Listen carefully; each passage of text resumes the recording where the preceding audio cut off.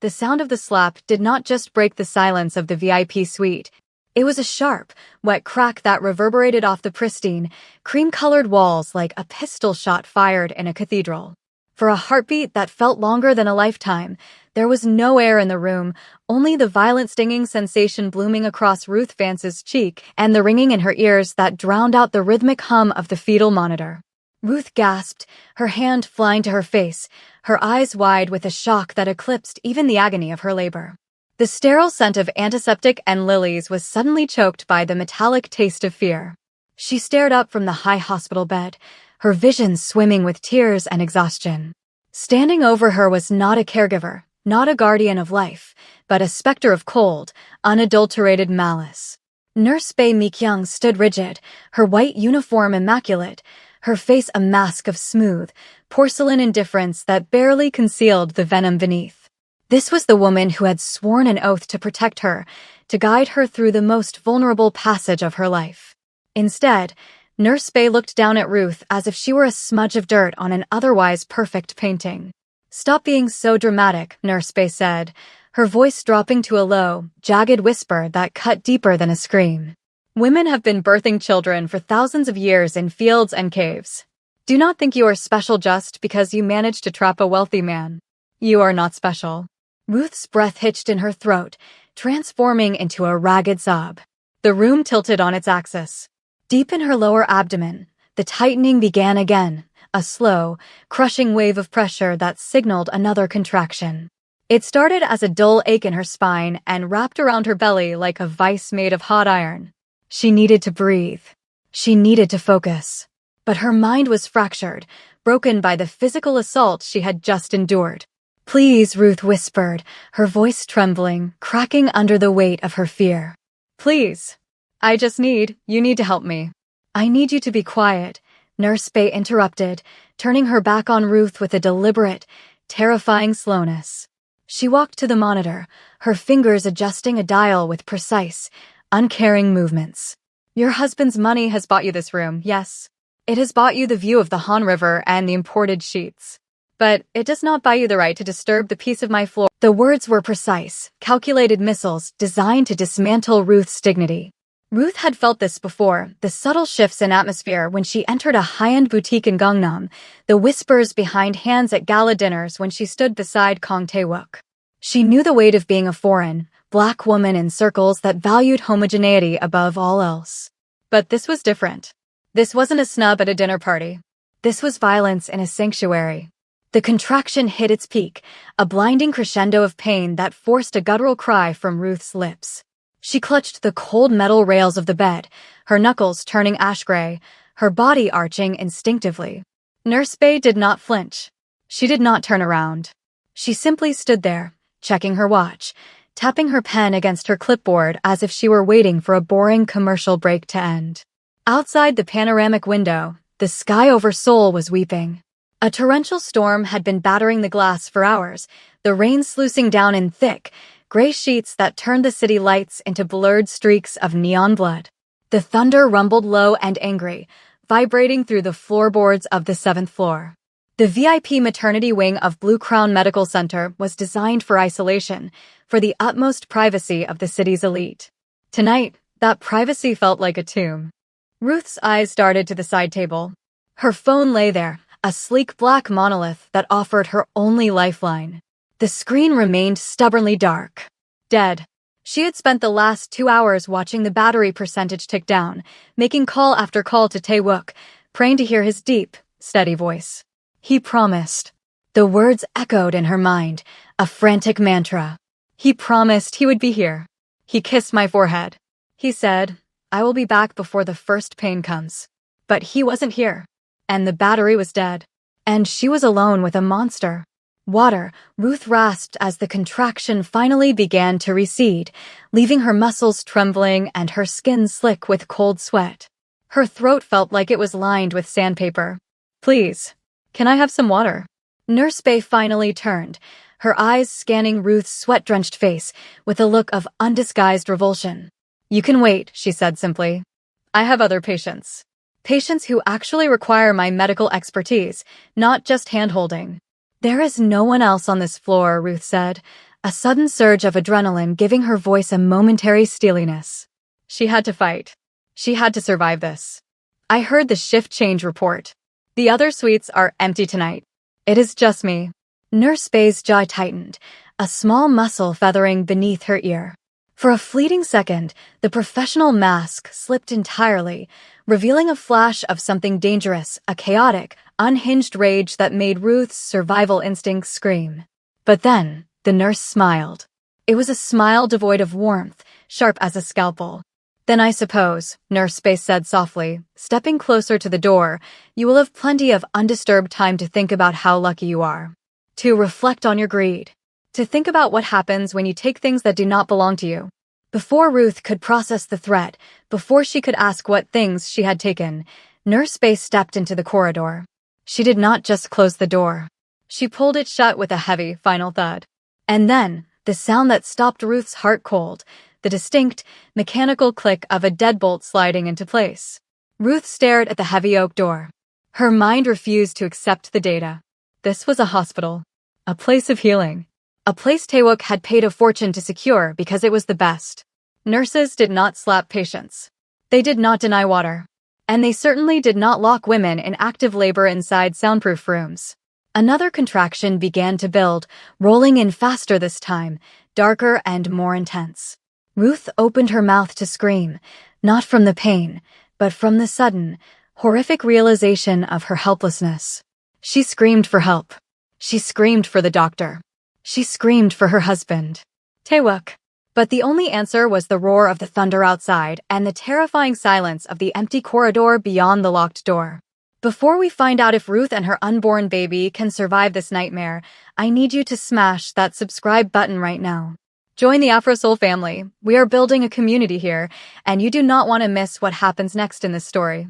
If you are already subscribed, hit the like button to show your support for Ruth. Let's get back to the story. Across the sprawling, rain-soaked expanse of Seoul, in a district that smelled of diesel fumes, salt water, and old rust, the atmosphere was thick with a different kind of violence. Inside a cavernous warehouse on the docks, the air was cold and damp. The only light came from flickering halogen strips suspended high above, casting long, dancing shadows against the corrugated metal walls. In the center of this vast, industrial cathedral sat a single steel table, surrounded by 4 men. Kong Taewook sat with his back to the darkness, his posture relaxed, but coiled, like a tiger feigning sleep. He wore a charcoal 3-piece suit that cost more than the warehouse itself, the fabric perfectly tailored to his broad shoulders. On the table in front of him sat a crystal tumbler of amber whiskey untouched. Taewook did not drink with enemies, and tonight, he was certain he was surrounded by them. Across from him sat Director Ryu, a man with a face like crumpled parchment and eyes that glittered with reptilian patience. Ryu was flanked by 2 bodyguards, thick-necked men with hands that hovered perpetually near the lapels of their jackets. "We appreciate you coming personally, CEO Kang," Director Ryu said, his voice raspy, sliding a thick leather folder across the scarred metal table. "Given the delicate nature of this transition into the legitimate shipping sector, your presence honors us." Taewook did not look at the contract. He kept his gaze fixed on Ryu, his dark eyes unreadable, stripping away the older man's pleasantries to find the intent beneath. This meeting was the culmination of 2 years of work, a deal that would finalize the transition of Taewook's organization from the gray markets into fully legal logistics. It was supposed to be his exit ticket, a way to ensure that his child, his daughter, would never have to carry the stain of his past. But the intelligence he had received 3 hours ago whispered a different story. It suggested that Ryu wasn't planning to sign a partnership. He was planning a liquidation, a takeover. And Taewook was the loose end to be snipped. "The nature of business is only delicate if one of us plans to break our word," Taewook said, his voice a low baritone that carried effortlessly through the echoing space. Ryu's smile didn't waver, though the skin around his eyes tightened. "Of course. We are men of honor, are we not? BZZT, BZZT. The vibration against Taewook's chest was subtle, hidden in the interior pocket of his suit jacket. He ignored it. In a room like this, with men like Ryu, checking a phone was a sign of distraction. Distraction was weakness. Weakness was death. He had told Ruth he would be there. The guilt of that lie tasted bitter in his mouth, worse than the cheap air of the docks. But this was for her. It was for the baby. He had to secure the perimeter of their future before he could retreat inside it. BZZT, BZZT. The phone vibrated again. Persistent. Urgent. Director Ryu's eyes flicked briefly to Taewook's chest. Do you need to take that, Con? Perhaps the wife is calling. There was a mockery in the tone, a subtle jab at Taewook's recent domestication. No, Taewook said, his face a mask of granite. It can wait. He picked up the heavy fountain pen. The metal was cold against his fingers. He looked at the signature line. If he signed this, the network was safe. The money was clean. He could go to the hospital, hold Ruth's hand, and tell her that they were free. He uncapped the pen. BZZT, BZZT, BZZT. The vibration was continuous now, a frantic pulse against his heart. Suddenly, the heavy iron door at the far end of the warehouse burst open with a crash that echoed like an explosion. Every head snapped toward the entrance. Ryu's bodyguards reached into their jackets, the glint of steel visible in the harsh light. Chief Han Seo-jun stood in the doorway, silhouetted against the driving rain. He was Taewook's head of security, a man who was usually a ghost, silent, invisible, present only when violence was necessary. But now Seo-jun looked wild. His suit was soaked, his hair plastered to his forehead, and there was blood fresh, bright red blood smeared across his knuckles. The 3 guards Taewook had stationed outside were nowhere to be seen. Hold!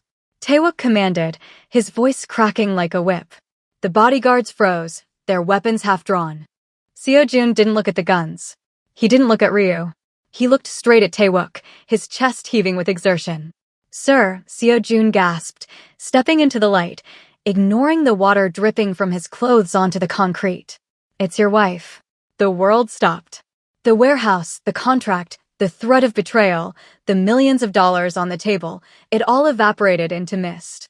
The only thing that remained was the terror in Seo-jun's eyes. Taewook was on his feet before the pen hit the table. The chair clattered backward, falling over with a loud clang. What happened? Taewook's voice was no longer the smooth baritone of a CEO. It was the growl of a predator whose den has been breached. She has been trying to reach you, Seo-jun said rapidly, walking toward the table, his hands raised to show he held no weapon, though his eyes promised murder. The hospital called my private line when yours didn't answer. There is a problem.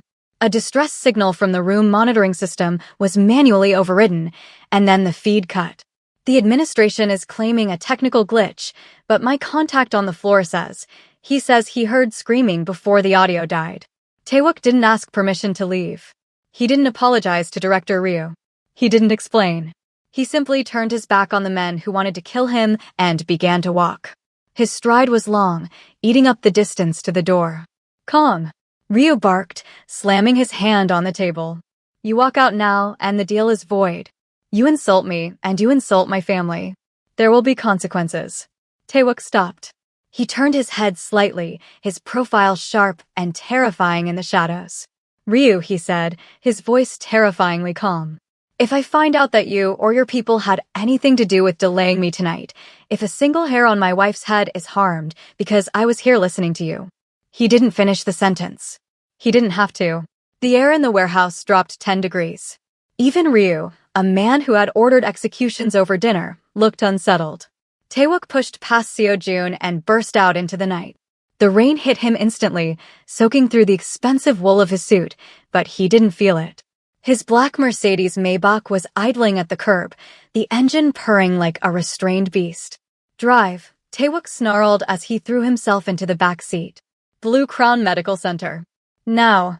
Sir, the roads are flooded. The traffic is the driver began. I do not care about the traffic. Taewook roared, slamming his fist into the leather seat. Drive on the sidewalk if you have to.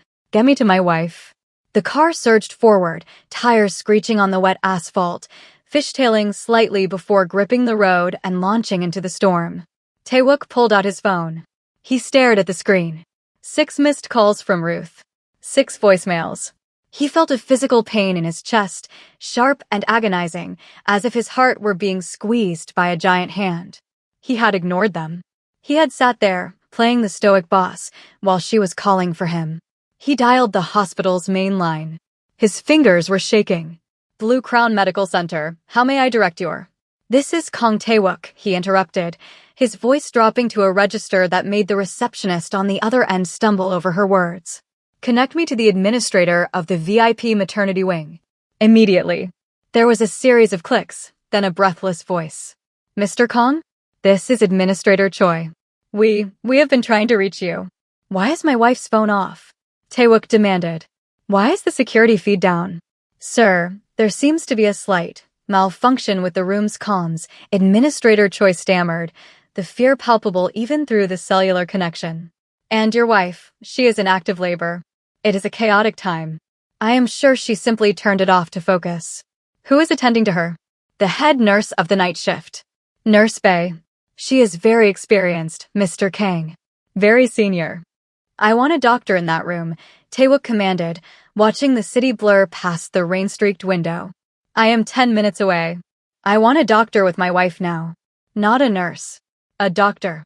And I want the security feed restored before I arrive, or I will dismantle that hospital brick by brick to find her myself. Do you understand me? I will personally check on her, sir. Right away. The line went dead. Tae-wook gripped the phone so hard the screen threatened to crack. He looked out at the rain, at the red taillights of the cars ahead of them.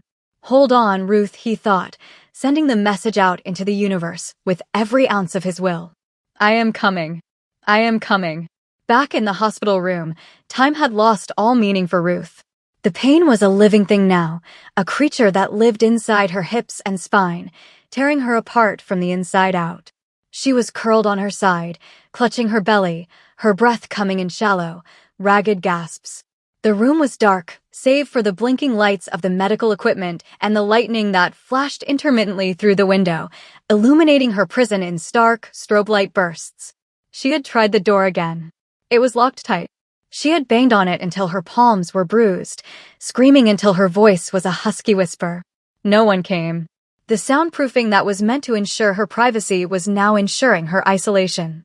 Her cheek still throbbed, a hot, pulsing reminder of the violation. But the physical pain of the slap paled in comparison to the psychological terror. She was trapped. She was alone. And something was wrong. The pressure was changing. It wasn't just pain anymore. It was a distinctive, undeniable urge to push. Her body was taking over, bypassing her fear, bypassing her conscious mind. The baby was coming. Now. No, Ruth whimpered, tears mixing with the sweat on her face. Not yet. Not alone. Please, God, not alone. She rolled onto her back, staring at the ceiling. She needed help. She needed sanitized hands. She needed Tae-wook. The door handle rattled. Ruth froze, her heart hammering against her ribs. Was it help? Or was it her? The lock clicked. The door swung open. It wasn't Nurse Bae. It was Kong Tae-wook. He stood in the doorway, soaked to the bone, his suit ruined, his hair dripping water onto the polished floor. His chest was heaving, his eyes wide and wild as he scanned the room. For a second, he looked terrifying, a creature of the storm, bringing the chaos in with him. But then his eyes landed on her. He saw her curled form. He saw the terror in her eyes. He saw the red, angry welt rising on her cheek. The transformation was instant. The monster vanished, and the husband remained. Ruth. His voice cracked on her name, a sound of pure, unadulterated anguish. He was across the room in 3 strides, moving faster than she had ever seen him move. He fell to his knees beside the bed, his wet hands hovering over her face, afraid to touch, afraid to hurt. You came, Ruth whispered, the relief washing over her so powerfully that she almost passed out. You actually came. I am here, Tae-wook choked out. He reached out and gently, so gently, cupped the side of her face that wasn't bruised. His thumb grazed the edge of her lip, trembling. His eyes were dark pools of horror as he inspected the mark on her cheek. Who did this? The question was whispered, but the tone made the air in the room vibrate. It was a sound from the deep, dark places of the world. I'm okay, Ruth lied, trying to smile, but her lip quivered. The baby is coming, Tae-wook. But the nurse. Ruth, Tae-wook said, his eyes locking onto hers. Who touched you? Ruth closed her eyes, a fresh tear tracking through the sweat on her face. Nurse Bae, she whispered. She got angry when I asked for water. She said I was dramatic. She locked the door. Taewook went very still. It was the stillness of a bomb the second before detonation. He looked at the bruise again. He looked at the locked door. He looked at the empty water pitcher. Another contraction seized Ruth, arching her back off the mattress. She cried out, gripping Taewook's wet sleeve. "Taewook," she screamed. He snapped back to the present. He grabbed her hand, squeezing it, anchoring her. "I am here," he said, his voice fierce. "Breathe with me. Just like we practiced. Look at me, Ruth. Look at me." He counted the seconds with her, his voice steady and low, guiding her through the wave of agony. 1, 2, 3. He didn't look away. He absorbed her pain with his eyes. When the contraction passed, Ruth slumped back, gasping. "I'm sorry," she whispered. "I know you had the meeting. I know it was important." "Stop," Taewook said. He brushed a wet strand of hair from her forehead. His fingers were cold, but his touch was fire. "Nothing is more important than you. Nothing in this universe. Do you understand me?" She nodded, too exhausted to argue. Taewook stood up. He adjusted his wet jacket. He ran a hand through his damp hair, pushing it back from his forehead. When he turned toward the open door, his face had changed. The panic was gone. The guilt was compartmentalized. What remained was a cold, geometric rage. "Stay here," he said softly. "I need to speak to the staff." "Taewook, don't." "I will be right back," he promised. "I am just going to ensure we get a new nurse." He walked to the door. He stepped out into the bright, silent corridor. He could hear voices now. Nervous whispers coming from the nurses' station around the corner. They knew he was here. They knew the wolf had entered the fold. Taewook didn't shout. He didn't run. He adjusted his cuffs. He straightened his tie. And then he spoke, his voice carrying down the hallway with the lethal precision of a sniper's bullet. "I need the head nurse," he called out. "Nurse Bae Mik-young. Bring her to me. Now." The whispers stopped instantly. The silence that followed was heavier than the storm outside. It was the silence of a jungle when the apex predator steps into the clearing. From the nurse's station, a figure detached itself from the huddled group of staff. Nurse Bae Mik-young walked toward him. She moved with a stiff, indignant gait, her chin held high, clutching her clipboard like a shield.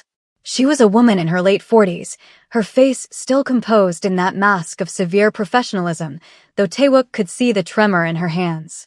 She stopped 5 feet from him, maintaining a distance that she likely hoped was safe. It wasn't. "Mr. Kang," she said, her voice steady but thin. "I am Nurse Bae. I have been caring for your wife. There is no need for shouting. This is a hospital." "You hit her," Taewook said. He didn't shout it. He didn't scream. He said it with the quiet, factual certainty of a judge reading a death sentence. The professional mask slipped, just for a fraction of a second, revealing the panic beneath. Then, she plastered it back on. "I beg your pardon? That is a serious accusation." "You struck my wife while she was in labor," Taewook continued, taking one slow step toward her. His wet shoes squeaked against the linoleum, a harsh sound in the quiet corridor. "While she was alone. While she was vulnerable. While she was begging you for water." Nurse Bae's face flushed a mottled, ugly red. "Sir, I do not know what she told you, but women in labor, they are often confused. Delirious from the pain. They imagine things. I may have been firm with her when she became hysterical, for the safety of the baby, of course, but I would never strike a patient." "Are you calling her a liar?" The question hung in the air, cold and sharp as a guillotine blade. Taewook tilted his head, his eyes boring into hers. Nurse Bae opened her mouth, then closed it. She looked around for support, but the other nurses had vanished, terrified of being caught in the blast radius. Administrator Choi and 2 security guards were now jogging down the hall, looking breathless and pale, but Taewook ignored them. His world had narrowed down to this woman. "Show me your hands," Taewook commanded. "Excuse me." "Your hands," he repeated. "Show them to me." Nurse Bae hesitated. She looked at the approaching security guards, perhaps hoping they would intervene. But the guards slowed to a walk as they saw Taewook's face. They knew who he was. They knew the rumors. They knew that interfering now would be suicide. Slowly, defiantly, Nurse Bae held out her hands, palms up. Taewook looked down. He didn't touch her. He didn't need to. The evidence was there, etched in the flesh. Across her right palm, there was a faint, diffuse redness. The kind of capillary trauma that comes from a high-velocity impact against a soft surface. The bruise on my wife's face, Taewook said, his voice dropping to a whisper that made the administrator stop in his tracks 10 feet away. It matches the geometry of your hand perfectly. The angle of the thumb. The width of the palm. Would you like me to call the police forensics team to verify that? Or would you prefer to drop this charade and tell me the truth? Nurse Bay's composure shattered. The mask didn't just slip, it disintegrated. Her face twisted into a snarl of ugly, raw emotion. Do you have any idea what people like you have done? She hissed, stepping forward, her fear momentarily eclipsed by a burning, irrational hatred. What your business has destroyed. My husband, he was a good man. He worked for 20 years in logistics. And then your company bought his. You streamlined. You cut costs. You fired him. Taewook watched her, his expression unreadable. He lost everything, she screamed, her voice cracking. His pension. His dignity. He sits at home and drinks while I work double shifts to pay the rent. And then she comes in here. She gestured wildly toward Ruth's room. That foreign girl. Walking around dripping in diamonds, treated like royalty, demanding special water, demanding silence. Acting like she is better than us. Like she deserves to be worshipped, so you hit her, Taewook finished. You hit a pregnant woman in active labor because you blame me for your husband's incompetence. He didn't fail. Nurse Bay shrieked, spittle flying from her lips. You ruined him. You people ruin everything you touch. You take and you take, and then you expect the rest of us to bow and scrape and be grateful for the scraps you leave behind. We are witnessing a moment of absolute, raw confrontation here. If you are enjoying this story so far, hit the like button right now. And let us know in the comments, what would you do if you were in Taewook's shoes? Your engagement helps us bring you more powerful stories like this. Now, let's see how the Dragon of Soul responds. Taewook studied her for a long, silent moment. He looked at her not with anger, but with the cold detachment of an entomologist studying a poisonous insect. He saw the grief. He saw the rage. He saw how poverty and loss had festered in her heart until it turned into something rot. He understood vengeance. He had lived his life by it. But vengeance against the innocent? That was the mark of a coward. Call the police, Taewook said, turning his head slightly to address Administrator Choi, who was trembling by the nurse's station. And call your legal department. You are going to need them. The color drained from Nurse Bay's face as the adrenaline crashed. You can't. I can, Taewook said softly. And I will. You assaulted a patient. You held her prisoner. There will be security footage of the hallway. There will be digital logs of the door lock.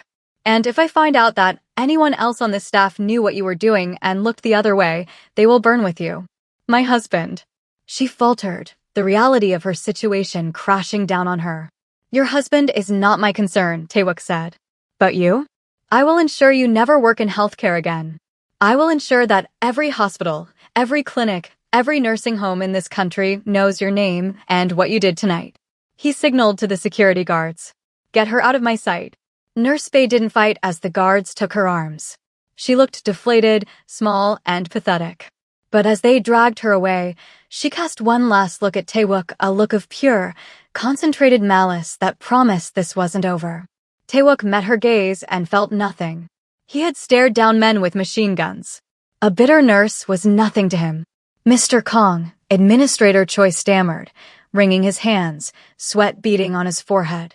I am deeply, deeply sorry. This is unprecedented. We will, of course, cover all medical costs. The entire VIP floor is yours. Anything you need. I do not want your money, Taewook said, cutting through the man's panic. I want a full internal investigation. I want to know how long she has been abusing patients. And right now, in this moment, I want a new nurse. Someone competent. Someone kind. Someone who remembers that their job is to heal, not to harm. Yes, of course, Choi said, pulling out his phone with trembling fingers. Matron Lim. I will call Matron Lim. She is the best we have. She was off duty, but she lives nearby. I will get her here in 10 minutes. You have 5, Taewook said. He turned his back on the administrator and walked back toward room 704. He stopped at the door, taking a deep breath, letting the mask of the ruthless CEO fall away. He couldn't bring that energy into the room. Ruth didn't need the dragon. She needed her husband. He pushed the door open. Ruth was where he had left her, but she had curled tighter into herself. She looked up as he entered, her eyes wide and fearful, scanning the space behind him as if expecting Nurse Bay to return. "Is she?" Ruth asked, her voice small. "She is gone," Taewook said firmly, closing the door and locking it this time, to keep the world out, not to keep her in. "She will never come near you again. The police are on their way to take her statement. It is over." You didn't hurt her?" Ruth asked. She knew his past. She knew what he was capable of. "I used the law," Taewook said, crossing the room and kneeling beside the bed again. "I did what a father should do. I protected my family." He took her hand. It was cold. He began to rub it between his own, trying to transfer his warmth to her. "I am so sorry, Ruth," he whispered, pressing her knuckles against his forehead. "I should have been here. I promised you. I let a contract, a piece of paper, distract me." "You're here now," Ruth said softly, her fingers brushing his damp hair. "That is what matters."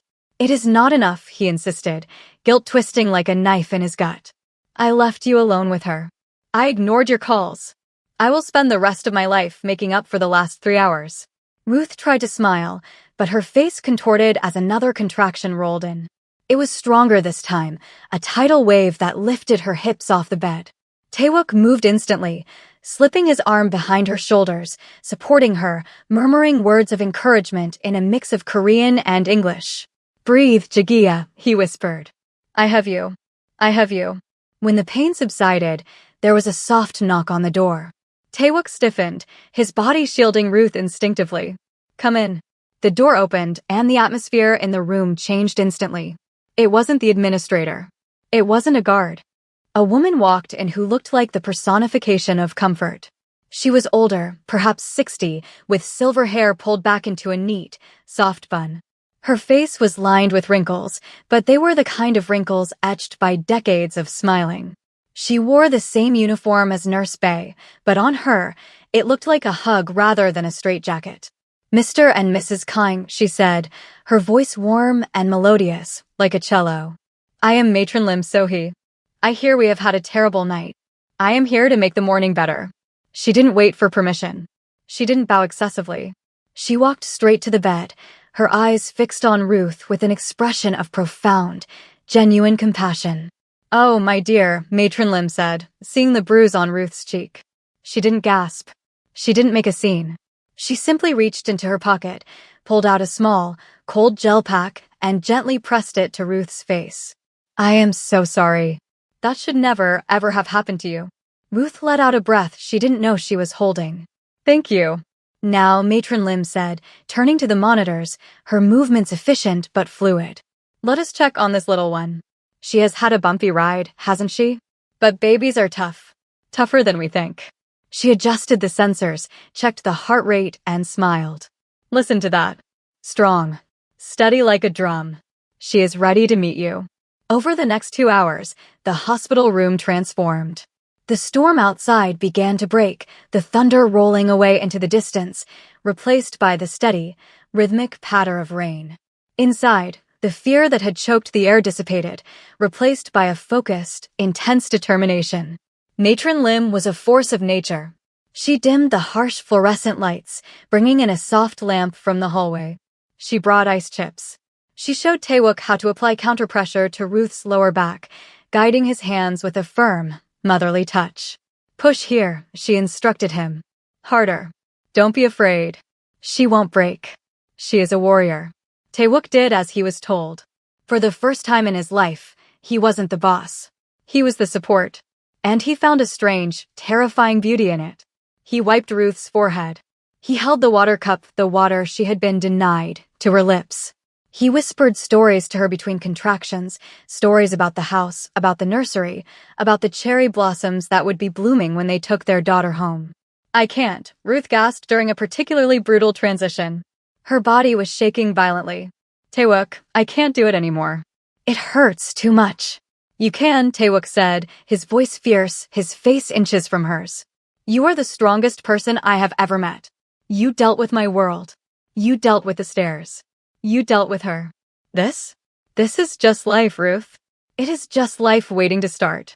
You can do this. Matron Lim checked the dilation. She looked up, her eyes crinkling. Mr. Kong is right. And you do not have a choice, my dear, because this baby is knocking on the door. It is time. A doctor hurried in, Dr. Park, the chief obstetrician, looking disheveled as if she had run up the stairs. She quickly scrubbed in, taking her place at the foot of the bed. Okay, Ruth, Dr. Park said, her voice calm and authoritative. On the next contraction, I need you to push. With everything you have. The next 30 minutes were a blur of primal effort. It was a battle. Taewook felt useless and essential all at once. He held Ruth's hand so hard he thought he might break her fingers, but she was squeezing back with a grip that could crush steel. She screamed a raw, guttural sound that tore through his heart, but she pushed. She fought. I see the head, Dr. Park announced. She has a full head of hair. One more, Ruth. The biggest one yet. Come on, Ruth. Taewook shouted, his composure gone, tears streaming down his own face. Bring her home. Bring her to us. Ruth arched forward, her face contorted, veins bulging in her neck, and gave a final, earth-shattering push that seemed to expel the last of her fear along with the life she had carried for 9 months. And then silence. For a split second, the room was suspended in time. Then a cry. It was thin at first, then loud, indignant, and furious. A wail that announced to the universe, I am here. I matter. Taewook felt his knees give out. He slumped against the bed rail, watching through blurred vision as Dr. Park lifted a small, slick, wriggling creature into the air. It's a girl, Dr. Park smiled. A beautiful, perfect girl. They placed the baby on Ruth's chest. The transformation in Ruth was immediate. The agony vanished from her face, replaced by a look of wonder so profound it looked like holiness. She reached out with trembling hands to touch the wet, dark hair of her daughter. Hi, Ruth sobbed, laughing and crying simultaneously. Hi, baby. Oh my God. Hi. Taewook leaned over them, wrapping his massive arms around both his wife and his child. He buried his face in Ruth's neck, smelling the sweat and the blood and the scent of new life. He was shaking. The man who controlled half the shipping in Seoul, the man who made rivals tremble, was weeping openly. She is perfect, he whispered, his voice broken. Look at her hands, Ruth. Look at her hands. She looks like you, Ruth whispered, tracing the baby's eyes. She has your strength, Taewook countered. She has your fire. Matron Lim stepped forward, smiling gently. Let us get this little princess cleaned up, shall we? And let Mom rest. While the nurses attended to the baby, weighing, measuring, swaddling, Taewook stayed glued to Ruth's side. He kissed her forehead, her eyelids, her cheeks. He kissed the bruise that was now darkening on her skin. Does it hurt? He asked, touching the mark. I don't feel it, Ruth said, her eyes not leaving the baby across the room. I don't feel anything but love. There was a knock on the door. Taewook turned, his protective instinct flaring again. Administrator Choi stood there, looking apologetic. Mr. Kong? The police are here. Detective Park needs a statement regarding the incident with the former nurse. Taewook looked at Ruth. He didn't want to leave. Not for a second. Go, Ruth said, squeezing his hand. Make sure they understand. Do it for us. Do it for her. She nodded toward the baby. I will be right outside, Taewook promised. He stepped into the corridor. 2 police officers stood there. One was young, looking nervous to be in the VIP wing. The other was older, wearing a rumpled trench coat with sharp, intelligent eyes. Mr. Kong, the older officer said. I am Detective Park. I understand there was an assault. Yes, Taewook said, straightening his spine, the steel returning to his posture. But it was not just an assault. It was a hate crime. And I want to ensure the charges reflect that. Her husband is Seo Junho, Detective Park said, flipping open a small, battered notebook. Does that name mean anything to you? Taewook went still. In the hallway, the fluorescent lights hummed a low, electric drone. The name didn't just mean something. It was a line item in a ledger he had reviewed 3 months ago. Seo Junho, Taewook repeated, the pieces of the puzzle snapping into place with a sickening click. He was a mid-level logistics manager at Hanol Shipping, a subsidiary I acquired last year. He was terminated, Detective Park noted, watching Taewook closely. According to his wife, you fired him to cut costs. She claims you destroyed their livelihood to buy another sports car. He was terminated for embezzlement, Taewook corrected, his voice devoid of emotion. He was skimming 10% off the top of our international freight contracts. He stole nearly $200,000 over 18 months. We had the evidence. We had the bank transfers. I gave him a choice: resign quietly and pay back what he could or go to prison. He chose to resign. Detective Park raised an eyebrow. So, you showed him mercy. I showed him a way out, Taewook said. And his wife, she didn't know? She knew he lost his job, Park said. But apparently, he didn't tell her why. He told her the big, bad corporate raider Kong Taewook came in and swept him out with the trash. She has been stewing in that lie for months. Watching you in the news. Watching your wife. Taewook looked at the closed door of room 704. Behind it, Ruth was holding their daughter. Ruth, who knew nothing of shipping contracts or embezzlement or the dirty, gray morality of his business. Ruth, who had simply smiled at a woman who hated her for a lie. People believe what they need to believe to survive the day, Taewook said quietly. Nurse Bae needed a villain to explain her misery. I was convenient. My wife was accessible. It doesn't excuse what she did, Detective Park said, closing his notebook with a snap. Assaulting a patient? Locking the door? That is criminal, regardless of the motivation. We found text messages on her phone to her husband. She boasted about teaching the princess a lesson. It shows premeditation. Good, Taewook said. I want her license revoked. I want her charged. I want her to understand that while I may have shown her husband mercy, I have none left for her. We will handle it, Mr. Kang. Go be with your family. Taewook watched the police walk away. He felt a strange hollowness in his chest. It was the specific exhaustion of realizing that no matter how high he built his walls, the toxicity of the world could still seep through the cracks. Nurse Bae hadn't hated Ruth. She had hated a ghost, a symbol. And Ruth had paid the price. He turned back to the room. He needed to wash the taste of this conversation out of his mouth. Inside, the atmosphere was a sanctuary. The storm had fully passed, leaving the night sky clear and starless, the city lights below twinkling like a carpet of diamonds. Matron Lim was sitting in a rocking chair by the window, knitting something small and yellow. Ruth was asleep, her breathing deep and even, exhaustion finally claiming her. And in the bassinet beside the bed, wrapped in a soft pink blanket, lay his daughter. Taewook walked over to the bassinet on silent feet. He looked down. She was so small. Impossibly small. Her eyelashes were long, resting against cheeks that were still flushed from the exertion of birth. Her tiny hand was curled into a fist, resting by her ear. How did people do this? How did they live with this much vulnerability?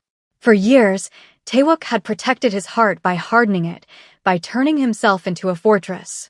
Now, looking at this fragile life, he realized he had just handed his heart to the universe, unprotected and exposed. If anything happened to her, if the world touched her with its dirty hands. It is terrifying, isn't it? Matron Lim's voice was soft, barely a whisper. Taewook looked up. She hadn't stopped knitting. What is, he asked. Loving something you cannot fully control, she said. You look at her and you see all the dangers in the world. You want to build a cage to keep her safe. But you cannot cage a bird and expect it to learn how to fly. Taewook walked over to the window, standing near the older nurse. I can build a very large cage, he murmured, with very high walls. Matron Lim chuckled softly. You are a powerful man, Mr. Kang. I know who you are. Everyone in Seoul knows who you are. You fix problems. You remove obstacles. But this. She gestured to the room, to the bruise fading on Ruth's cheek. You couldn't stop this. Not with money. Not with fear. I should have been here, he said, the guilt flaring again. Yes, she agreed. But you were not. And it happened. The question is not how you could have prevented the past, but what you will do to change the future. Taewook looked at her. I am ruining the nurse's life. Is that not changing the future? Matron Lim stopped knitting. She looked up at him with eyes that were sharp and wise. That is revenge. It is satisfying, like scratching an itch. But does it fix the hospital? Does it fix the culture that allowed Nurse Bae to feel she could get away with it? She did not act alone, Mr. Kang. She acted in a hallway where other nurses heard the screams and did nothing. She acted in a system that ignores complaints from patients who look like your wife. Taewook frowned. What are you saying? I am saying, Matron Lim said, standing up and placing a hand on his arm, that you have resources. You have a voice that makes people tremble. If you want to protect your daughter, truly protect her, do not just destroy one bad woman. Fix the world she is going to grow up in. Make this hospital a place where no one would dare treat a patient that way, not out of fear of you, but out of respect for the rules you force them to implement. Taewook looked back at his sleeping wife and child.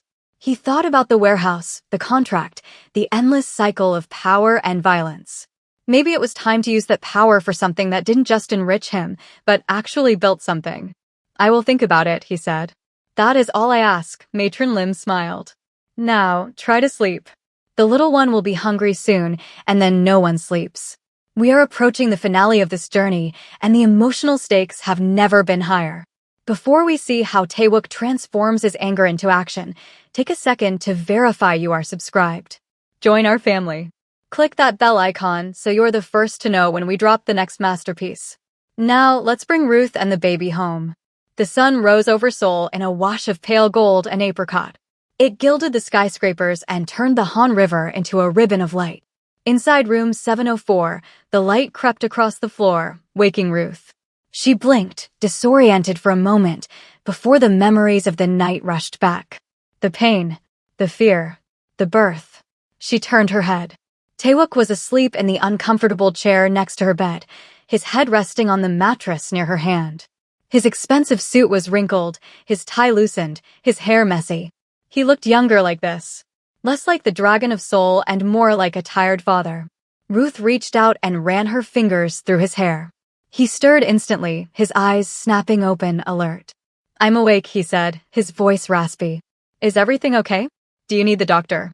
I'm fine, Ruth smiled, her voice soft. I just wanted to make sure you were real. He sat up, rubbing his face. He took her hand and kissed the palm. I am real. And I am not going anywhere. Where is she? Ruth asked, looking around. She is in the nursery getting her hearing test, Taewook said. Matron Lim took her 10 minutes ago. She said she would be right back. Ruth leaned back against the pillows. We haven't named her yet. Not officially. Taewook nodded. We talked about names for months. But none of them seem big enough now. I was thinking, Ruth said, tracing the pattern on the bedsheet. About Hannah. In Korean, it means one. She is our first. Our number one. Hannah, Taewook tested the name. It felt right. Simple, elegant, strong. Hannah Kong. And for her middle name, Ruth continued. Grace. Because after everything that happened last night, looking at her feels like receiving a grace we didn't earn. A mercy. Hannah Grace Kong, Taewook said. His eyes shimmered with unshed tears. It is perfect. It bridges our worlds. There was a knock on the door. It wasn't the nurse. It was Administrator Choi again. He looked like he hadn't slept either. He was carrying a tablet and looking even more nervous than he had the night before. Mr. Kang, Mrs. Kang, he bowed deeply. Good morning. I hope you found the rest of the night peaceful. It was adequate, Taewook said, his tone cooling instantly.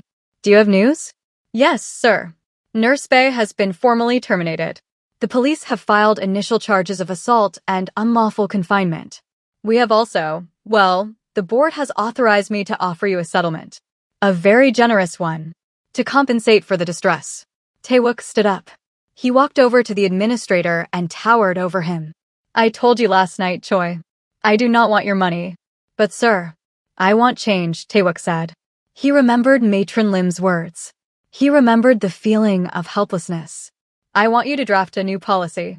Today, I want a patient advocacy board established at this hospital. Independent oversight. I want anonymous reporting channels for patients and staff. I want mandatory anti-bias training for every single employee, from the surgeons to the janitors. And I want it funded by the hospital, not by donations. Choi blinked, stunned. Mr. Kong, that involves the board of directors. It will take months to. You have until noon to get their agreement, Taewook said calmly. Or I will call a press conference. And I will stand there with my wife, with the bruises on her face, and I will tell the world that Blue Crown Medical Center locks pregnant women in rooms and denies them water. I will destroy your stock price before the market closes. Choi swallowed hard. He looked at Taewook, then at Ruth. He saw the resolve in their eyes. I will make the calls, sir. I will get it done. Good. And one more thing, Taewook added. Matron Lim So-hee. She is to be the head of this new advocacy board. Double her salary. Give her whatever authority she needs. Consider it done. Choi bowed again and practically ran from the room. When the door closed, Ruth looked at her husband with wide eyes. You really did that? I told you, Taewook said, sitting back down and taking her hand. I am going to build a better world for her. It starts here. Who are you? Ruth teased gently, though her eyes were wet. What have you done with my ruthless gangster husband? He became a father, Taewook said simply. And he realized that true power isn't about breaking things. It's about fixing them. The next 3 days were a blur of recovery and peace. They were moved to the Skyline Suite, a room that looked more like a 5-star hotel than a hospital. Ruth healed.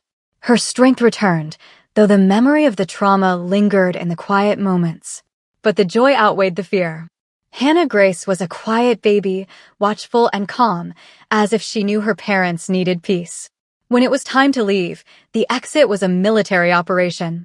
Chief Han Seo-jun had arranged for a private exit through the staff elevators to avoid the press that had caught wind of the incident at the hospital. Matron Lim walked them to the car. She carried Hannah, unwilling to let go until the very last second. She is fed, she is dry, and she is loved, Matron Lim said, handing the bundle to Ruth once she was settled in the back of the Maybach. You are ready. Thank you, Ruth said, hugging the older woman. For saving me. For saving my sanity. You saved yourself, my dear, Matron Lim said. She turned to Taewook. And you, Mr. Kong. Administrator Choi tells me I have a new job title and a lot of work to do. Make them listen, Taewook said, shaking her hand. Oh, I will, she promised with a wink. I have been waiting 30 years for someone to give me a hammer to break these walls. Go home. Be happy. The car pulled away, gliding smoothly into the traffic of Seoul. Taewook sat in the back, his arm around Ruth, his hand resting on Hannah's blanket. He watched the city scroll by, the skyscrapers, the billboards, the rush of humanity. It was the same city he had ruled for years, but it looked different now. It looked like a place that could be changed. They arrived at the villa in the hills of Hanamdong. The staff had lined up to welcome them, bowing low. There were flowers everywhere, lilies and roses, filling the air with a sweet, heady perfume. Welcome home, little one, Ruth whispered to Hannah as they walked through the front doors. That night, after the nurses had been settled in the guest wing, Taewook had insisted on night nurses, though Ruth suspected he would be the one awake. Taewook stood on the balcony of their master bedroom. The air was crisp and cool. He held a glass of water, looking out over his domain. His phone buzzed. It was a message from Director Ryu. The contract was still on the table, renegotiated, the terms now heavily in Taewook's favor.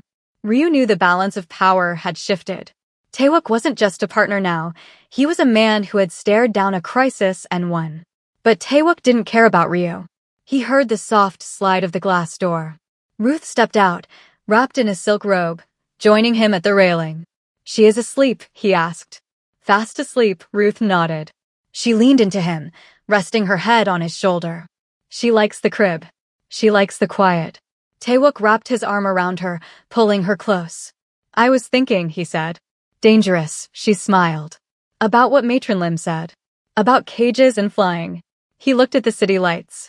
I have spent my whole life building an empire of fear. I thought it was the only way to be safe. But looking at you, looking at Hannah, I don't want to be the king of the underworld anymore, Ruth. I want to be the man who made the daylight safe for her. Ruth looked up at him, her eyes searching his face. That is a big change, Taewook. Can you do it? I can, he said. It will take time. It will be harder than killing my enemies. But I will legitimize everything. Every shipping container. Every warehouse.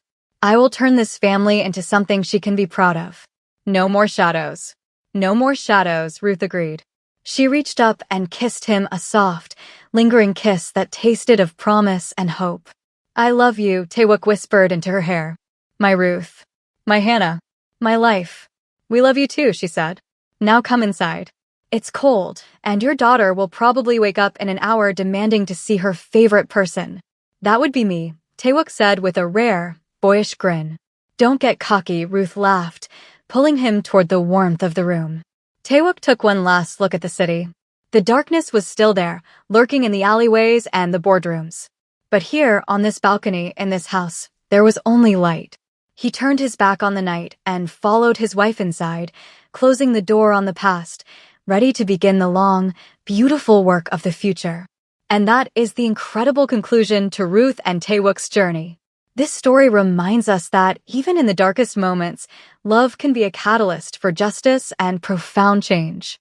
If this story touched your heart, please comment Team Hannah below so we know you made it to the end. Thank you for watching AfroSoul Love Tales, where we blend cultures and hearts. So please smash that subscribe button, like this video, and share it with a friend who believes in the power of love.